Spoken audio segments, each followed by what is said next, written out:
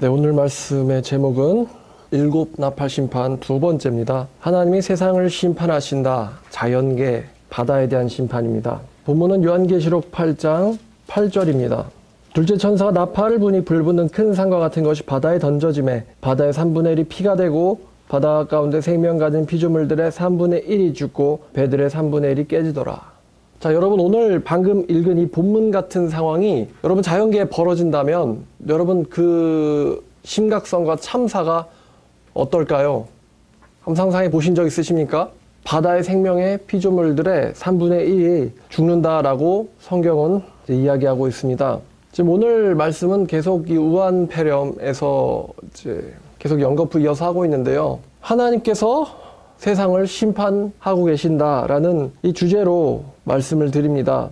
자, 이 요한계시록의 나팔 심판, 말씀드렸듯이 요한계시록의 심판들은 출애굽 때에 일어났던 10대 재앙과 굉장히 흡사합니다. 사실상 10대 재앙이 이 요한계시록 3중 7대 이제 심판에 나타나 있는데요. 오늘 이 두 번째죠. 이제 나팔 심판의 또 두 번째에 해당하는 이 바다의 3분의 1이 피가 되는, 즉 바다에 대한 심판입니다. 처음에 첫째, 둘째, 셋째, 넷째 나팔까지는 자연에 대한 하나님의 심판이고 다섯, 여섯 번째는 인간에 대한 심판이라고 말씀드렸습니다. 인간에 대한 직접적 심판. 그리고 우리 믿는 자들조차도 이 자연에 몸을 담고 살고 있기 때문에 자연의 심판의 영향을 우리 믿는 자들도 피할 수가 없다고 말씀을 드렸죠.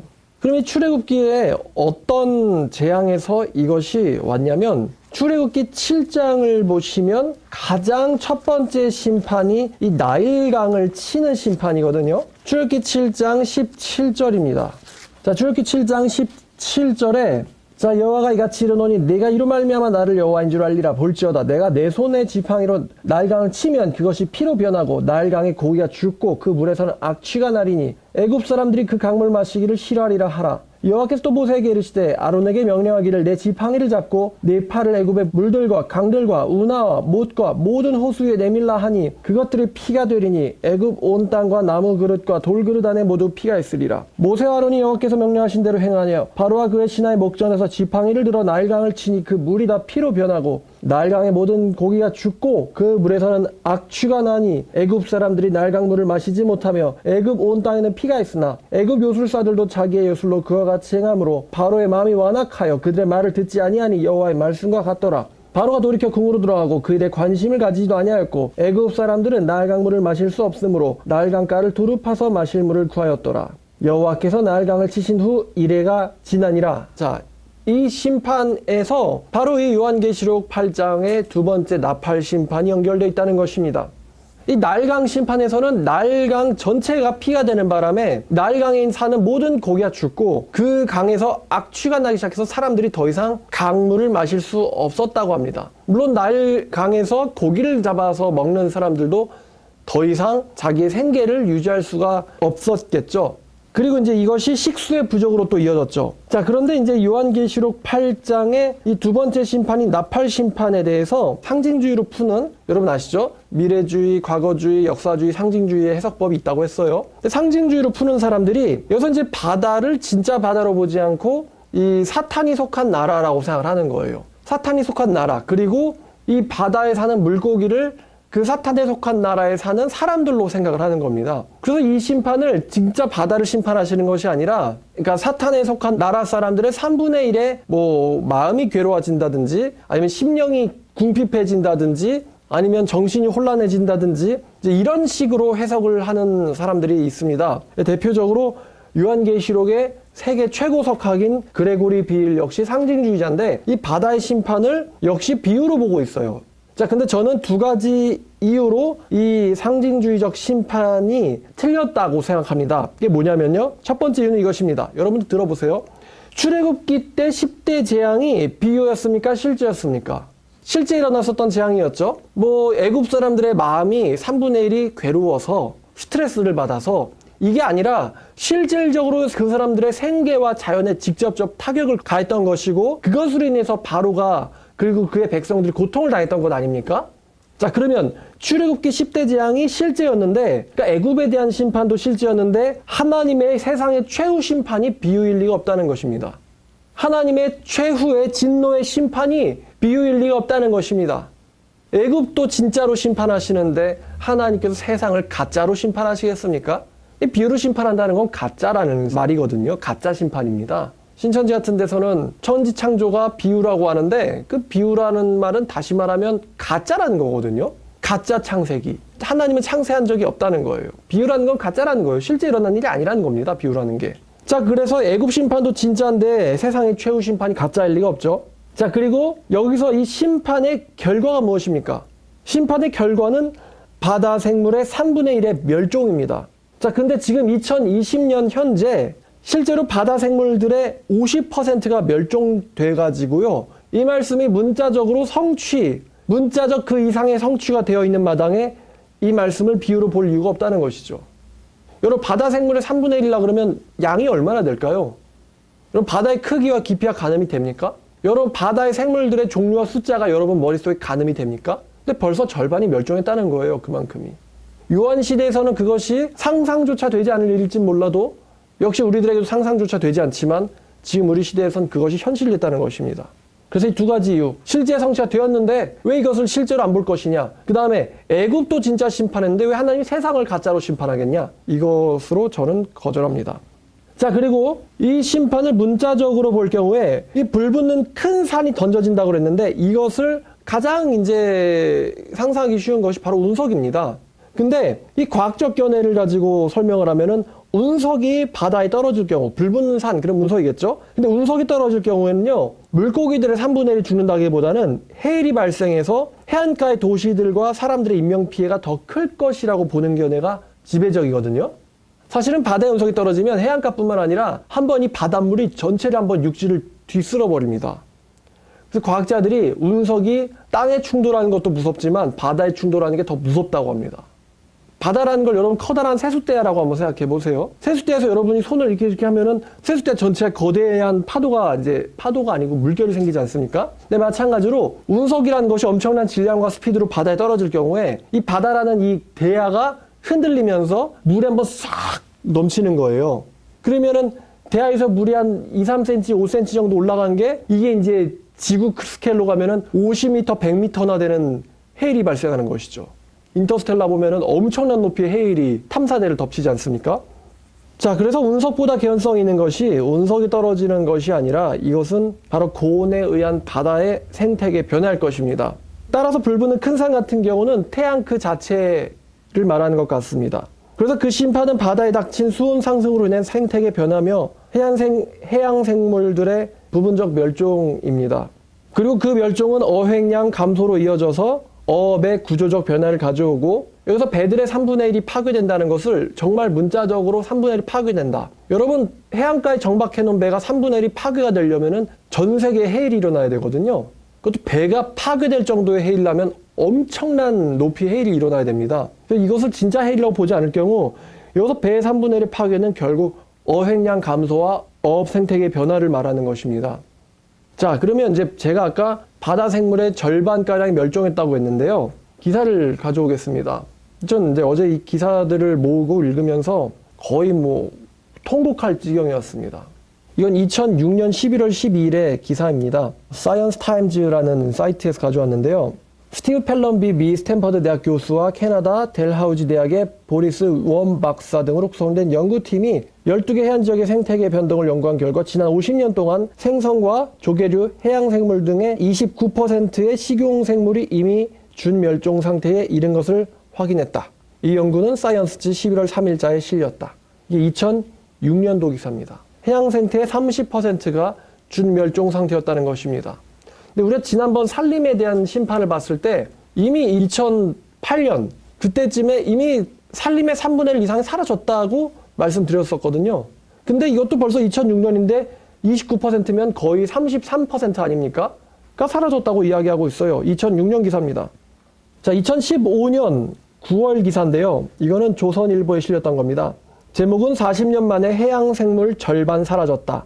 남핵과 환경오염 등으로 지난 40년간 바닷속 동물 개체수가 절반으로 줄었다는 주장이 제기됐다. 세계자연기금 WWF는 16일 현재 시각 살아있는 지구 Living Blue Planet Report 보고서를 통해 1970년부터 2010년까지 40년간 포유류와 어류, 해조, 파충류 등 바닷속 동물 1234종 5829개의 개체군을 추적 조사한 결과 절반가량이 줄어든 것을 확인했다고 밝혔다. 어류 등 참치와 고등어 등은 40년간 74%가 급감했다. 또 상어와 가오리, 홍어류의 경우 4종 중 1종은 멸종위기에 처했으며 수질을 정화하는 역할을 하는 해삼은 98%가 사라진 것으로 조사됐다.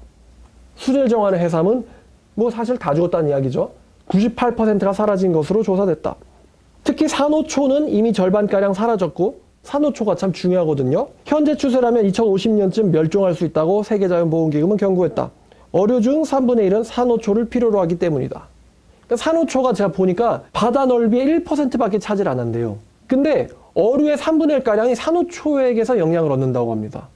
근데 지금 산호초가 절반이 사라졌대요. 즉 바다의 사막화입니다. 역설적이죠. 바다의 사막화가 지금 이미 상당한 속도로 진행되었다라는 것입니다.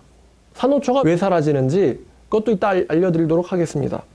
자, 2013년 9월 28일에 어떤 저자가 책을 냈는데 35년 뒤엔 어류 멸종, 영국 환경기자의 우울한 경고. 저자는 1950년대 해양에 살았던 큰 물고기들의 90%가 사라졌고 세계 어획량은 1988년부터 매년 77만 톤씩 감소해왔다고 주장한다. 어획량이 계속 감소하고 있다고 얘기하고 있죠. 그러니까 어획을 하는 기술과 장비와 배가 더 좋아졌는데도 어획량이 감소하고 있다는 것은 바다의 개체 수가 줄어들고 있다는 뜻이에요. 자, 이건 이제 2019년이죠. 1월 29일 기사입니다. 물고기보다 쓰레기가 많은 바다 머지않았다. 어떤 사람이 이거는 사설을 낸 겁니다. 이거 인터뷰를 한 건데요. 이 WWF의 글로벌 목표는 기후에너지, 해양, 야생동물, 산림, 담수, 식량 이렇게 6가지다. 근데 여러분 여기서 언급된 것들이 하나님께서 심판하겠다라고 하는 4가지 자연계에 다 들어있어요. 산림, 바다, 담수, 그리고 공기.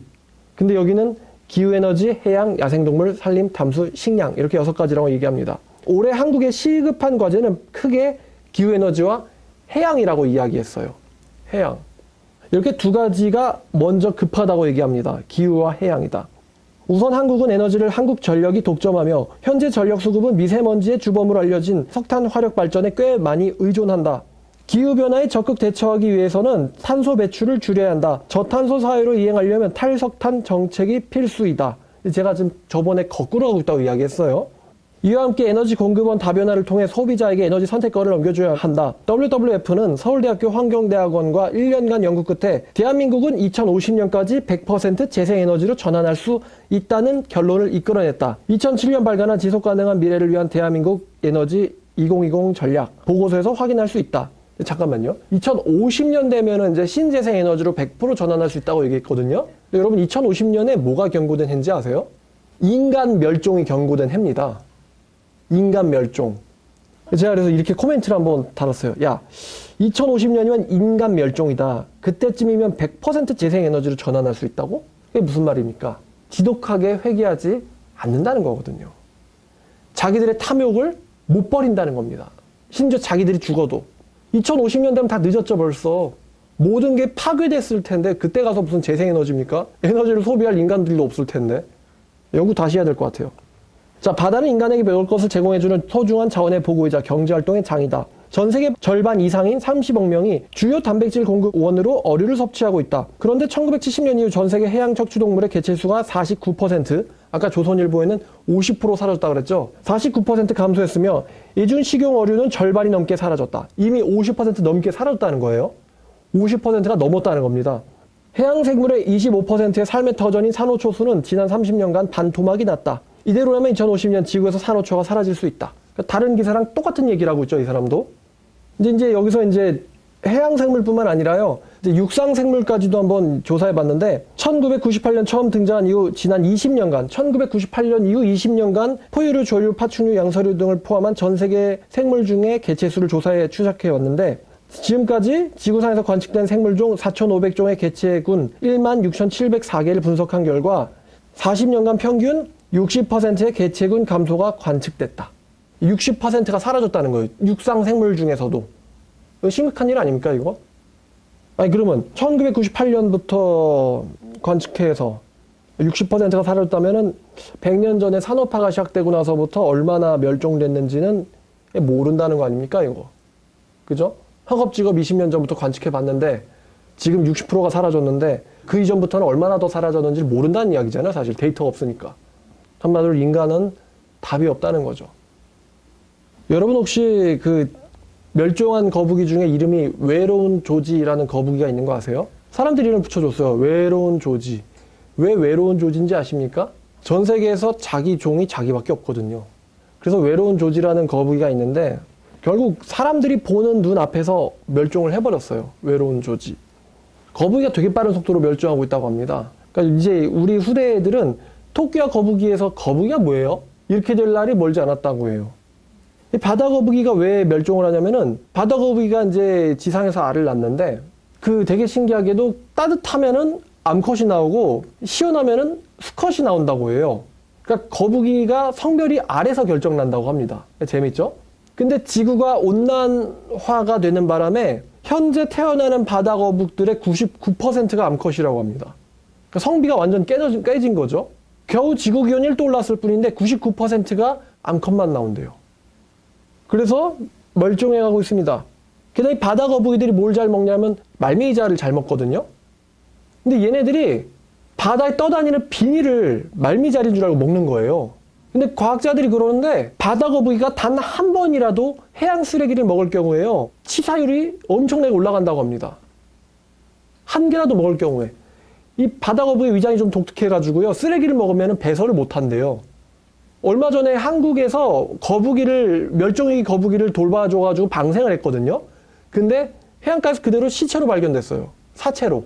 그래서 위장을 뜯어냈더니만 그 안에 메이드 인 코리아 산의 고무 파이프들이 들어있었다고 합니다. 방생해줬는데 죽어서 돌아온 거예요. 쓰레기 먹고. 제가 2005년도에 6월 23일에 갈라파고스 마지막 핀타섬 거북 외로운 조지의 외로운 죽음이라는 기사를 봤는데 여기서 어느 부분을 제가 발췌했어요. 미 스탠퍼드 대학 연구팀이 사이언스 어드밴스 보고서에서 20세기 동물 멸종 속도가 인간 이전에 비해서 110배가 빨라져 지구의 6번째 대멸종 시기에 진입했다며 인간이 거기에 포함될 수 있다고 경고하고 있다. 국제자연보전연맹에 따르면 21세기 지구 양서류의 41%, 포유류의 26%가 멸종 위기다. 그들에겐 불행 중 다행이라 할 만한 소식이다. 이게 무슨 말이지? 제가 헷갈렸거든요. 그들에겐 불행 중 다행이라는 소식이 뭐야? 멸종된다는데? 이게 뭔 얘기면은 이거 같아요. 양서류 포유류들이 멸종 위기인데 그들에게 불행 중 다행이 뭐냐면 인간도 같이 멸종한다는 거예요. 왜냐면 인간이 멸종해야지 지들이 살 수 있어요. 여러분 아이러니하게도 인간이 멸종해야지 지구가 삽니다. 왜냐면 인간 때문에 지구의 멸종 속도가 110배가 빨라졌다고 얘기하고 있잖아요. 인간 멸종이 동물들에게는 불행 중 다행이라는 거죠. 그럼 아까 왜 산호초가 사라지냐라고 말씀드렸는데 여러분 산호초가 사라지는 원인이 뭐냐면요. 산호초는요 비닐봉지 먹지 않습니다. 식물이거든요. 근데 얘네가 왜 멸종하냐면은 온실가스 때문이에요. 즉 이산화탄소. 지구에서 발생된 이산화탄소의 3분의 1이 바다로 재흡수가 됩니다. 여러분 아시겠지만 이산화탄소는 물에 잘 녹습니다. 근데 이산화탄소가 물에 녹으면서 물의 pH가 변하기 시작하거든요. 즉 바다가 산성화가 됩니다. 여러분 탄산음료 먹으면 이가 삭는다는 말씀 들어보셨죠? 한마디로 탄산 때문에 이 이산화탄소 때문에 바다가 산성화가 돼가지고 산호초가 삭고 있는 거예요. 산호초가 새하얗게 변해가지고 죽어간다고 합니다. 그런 지금 바다는 인간들이 만들어낸 온실가스에 의해서 산호초들이 죽어가고, 그러니까 물고기라고 생각해보세요. 산호초가 죽어가고 물에는 미세 플라스틱들이 둥둥 떠다니고 비닐봉지가 둥둥 떠다니고 그러고 있는 판국인 거예요. 그걸 먹어도 죽고 산호초에도 먹을 게 없고 그런 겁니다. 여러분 뭐 고래 배를 갈랐더니 배에서 쓰레기가 잔뜩 나왔다. 이런 기사는 여러분들 자주 들어보셨을 거예요. 그래서 재밌는 이야기를 하는데 뼈 화석만 남기고 멸종한 공룡처럼 인간들은 페트병과 캔 화석을 남기고 사라질 것이다. 이런 이야기를 과학자들이 합니다. 그러니까 인간은 죽어서 페트병과 캔을 남긴다는 겁니다. 그러니까 인간 다 멸종할 때까지 플라스틱 사라진다, 안 사라진다? 안 사라진다는 겁니다. 인간 때문에 생물의 50%가 멸종 중이다. 이게 지금 과학자들의 진단입니다. 그러니까 성경에는 바다의 3분의 1이 피가 된다고 얘기했는데요. 피조물에 죽는다고 얘기했는데요. 지금 이미 그 지점이 지나갔습니다. 3분의 1이 아니라 벌써 절반 이상이 멸종됐다고 이야기하고 있어요. 그리고 심각한 것은 그 속도가 더 빨라지고 있다는 것입니다. 제 생각에 2050년까지 갈 것도 없을 것 같습니다. 여러분, 바다가 죽어간다는 것이 어떤 심각한 피해를 우리한테 줄까요? 뭐 도시 사는 사람들한테, 뭐 제가 어제 명동에서도 외쳤는데, 도시 사는 사람들한테 바다의 죽음이 무슨 의미가 있나? 아니, 걔네들 지들이 죽지 않으면 상관 안 하거든요. 바다의 죽음. 뭐 바다 안 가면 그만이지. 이렇게 생각할 수 있어요. 근데 여러분, 바다가요, 이제 우리가 생명의 원천이라고 이야기하잖아요. 지구의 70%를 차지하고 있고, 근데 바다가 죽으면 어떻게 되겠습니까? 여러분 한번 생각해 보세요. 여러분 뭐 죽은 호수 뭐 그런 거 들어보셨죠? 호수인데 죽어가지고 물고기가 못 사는 거예요. 물고기가 못 사고 호수가 썩었어요. 그럼 거기서 뭐가 날까요? 악취가 나겠죠. 아까 나일강이 필요되니까 나일강에서 뭐가 났다 그래요? 악취가 났다고 하잖아요. 자, 그럼 그 근처에서 농사가 되겠습니까? 안 되겠습니까? 안 되겠죠. 나일강에서 악취가 나면은 좀 옆으로 도망가면 되겠죠. 근데 여러분 생각해 보세요. 지구의 70%가 바다입니다. 70%가 썩어서 악취가 난다면은 살 수 있겠어요? 농사는 될까요? 바다 가면 시원하고 거기서 생명들이 활동하는 게 아니고 다 죽은 거예요. 그럼 어떤 멍청한 인간들은 또 진화시키면 되지. 분명히 이렇게 말하는 인간이 있을 것 같습니다. 뭐 진화가 뭐 자기가 뭐 조립해서 만드는 것처럼 쉬운가요?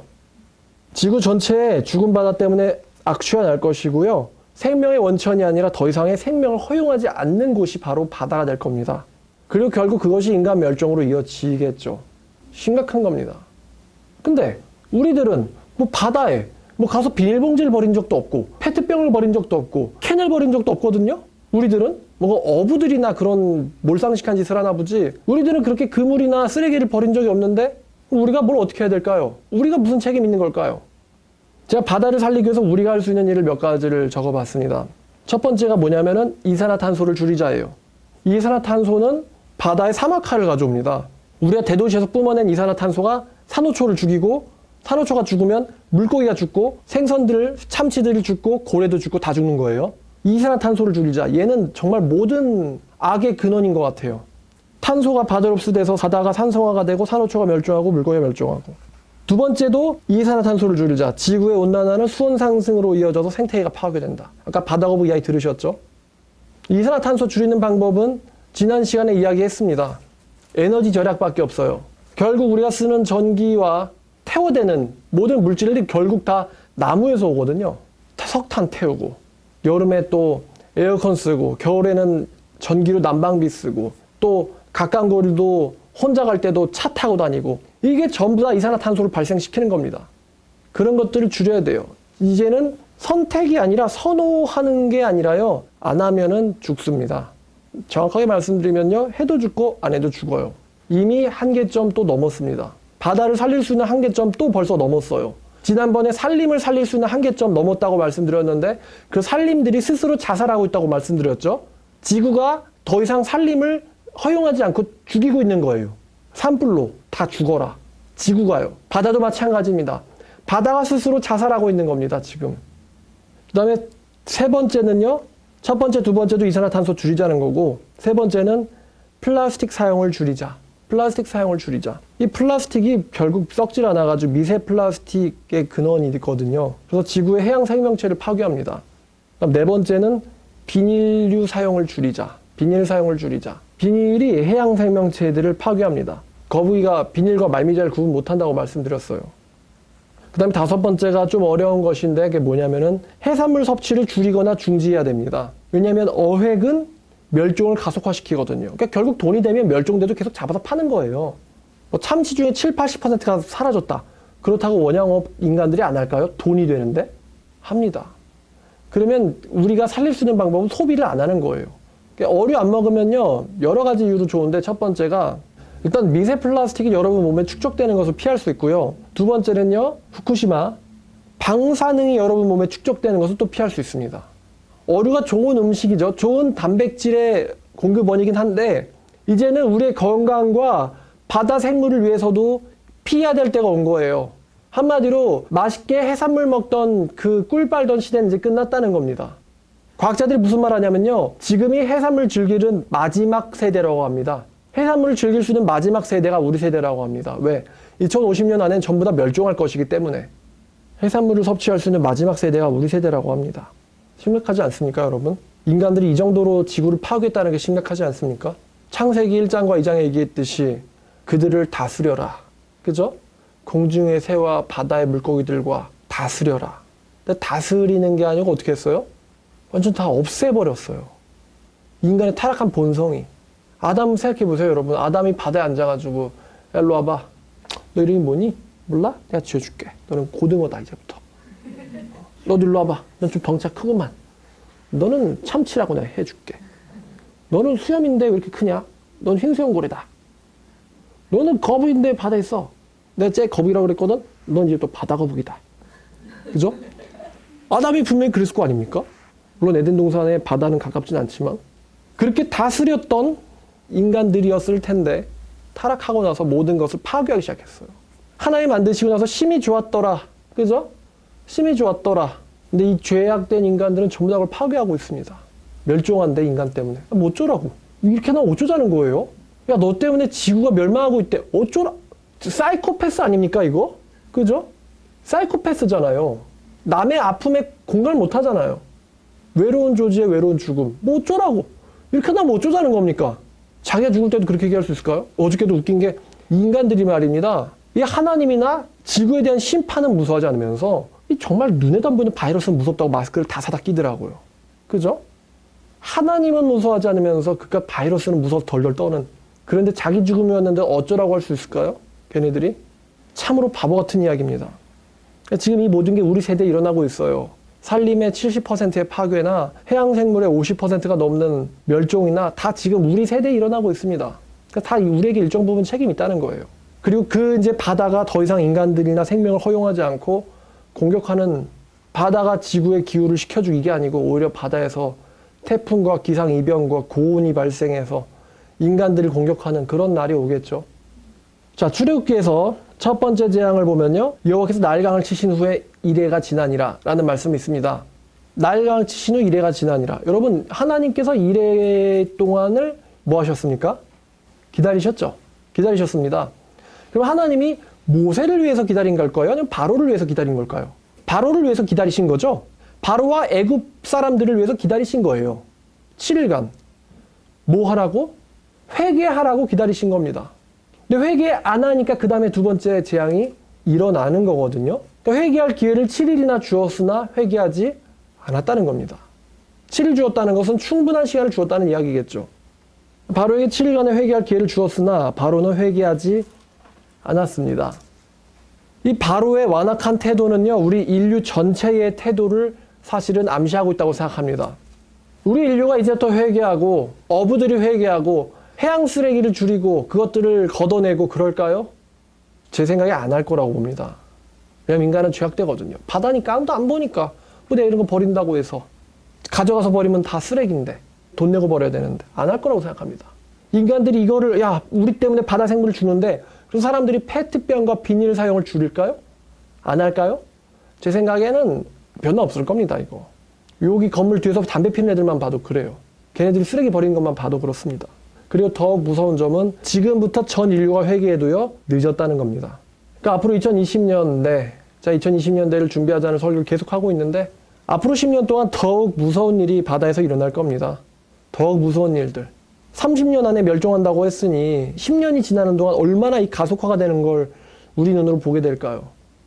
뭐 더 놀라울 게 있겠습니까? 공기 전체가 오염돼가지고 마스크 쓰고 다녀야 되는 시대도 왔는데 바다 가는데 바다가 다 오염돼가지고 생물이 없다. 뭐 놀라울 일도 아니겠죠. 우리 시대에요 30년도 기다릴 것 없이 10년 내에 다 일어나는 거 목도할 거예요. 하나님께서 세상을 심판하신다. 지난번 말씀드렸지만 인간들이 바다를 잘 관리하고 있는데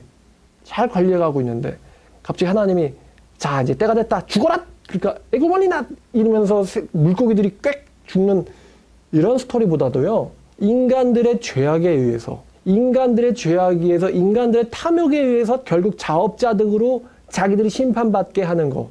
이게 하나님스럽다고 제가 말씀드렸어요. 이 말씀 듣는 우리 모두가 다 변화가 있기를 바랍니다. 일정 부분 전부 책임이 있다고 말씀드렸어요. 정말 이제는 생존을 위해서 우리가 지구를 지키는 일에 동참해야 됩니다. 이게 다 결국 탐욕에서 오는 거거든요. 나 편하자고. 동참해야 됩니다, 정말.